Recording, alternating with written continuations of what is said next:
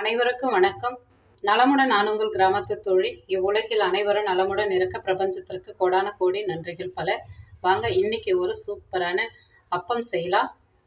விநாயகர் சதுர்த்தி வருது, கிருஷ்ண ஜெயந்தி வருது. அதுக்கு சூப்பரான ஒரு ஸ்வீட் ஒரு அரை மணி நேரத்தில் சட்டுன்னு செஞ்சிடலாம். இந்த கப்பில் அரை கப் அளவுக்கு ரவை எடுத்திருக்கேன்.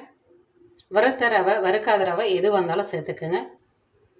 இந்த ரவை முழுகிற அளவுக்கு பால் சேர்த்துக்கலாம்.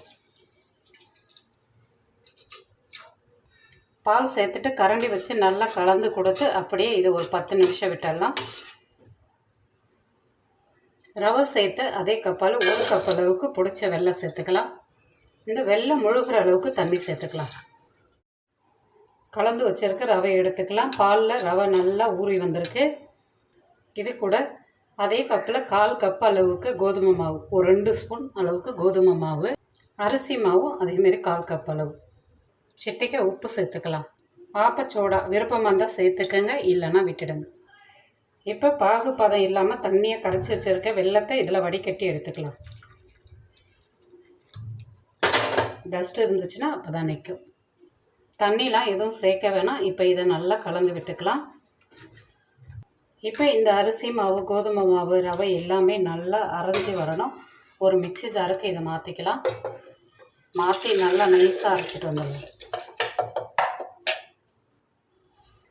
அரைச்சிட்டு வந்ததை கிண்ணத்துக்கு மாற்றிக்கலாம். தண்ணிலாம் எதுவுமே விடக்கூடாது. மிக்சியில் இருக்கிறத அப்படியே லேசாக வழித்து விட்டு எடுத்த மாதிரி எடுத்துக்கலாம்.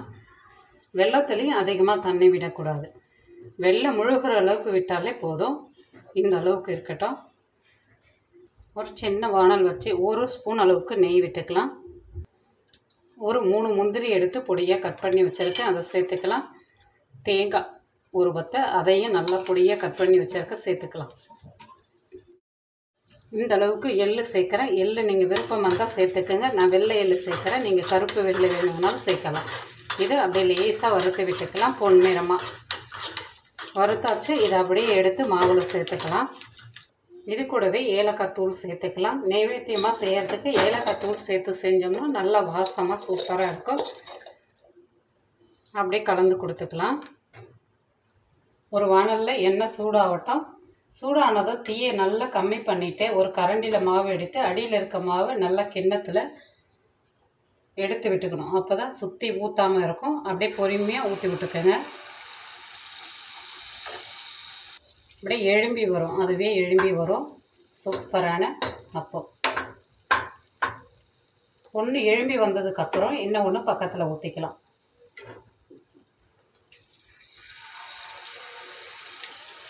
கரண்டியை எடுக்காமல் ஊற்றி விட்டுக்குங்க. அப்போ தான் தூரம்லாம் எங்கேயும் போகாமல் இருக்கும். இப்போ இதை திருப்பி விட்டுக்கலாம்.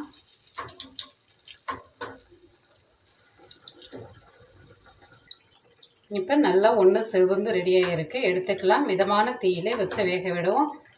எண்ணெய் பலகாரம்லாம் செய்யும்போது பார்த்து நிதானமாக செய்யுங்க. எது வந்தாலும்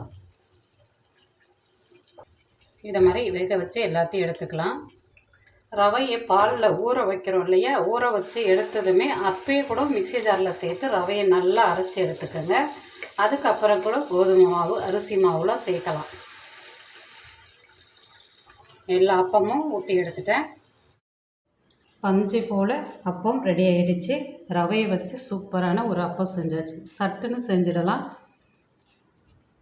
எப்படி இருக்குது பாருங்கள். நல்லா கலர்ஃபுல்லாக சூப்பராக இருக்குது. நம்ம சாப்பிடும்போது அந்த எள், தேங்காய், முந்திரி பருப்பு போட்டிருக்கோம்.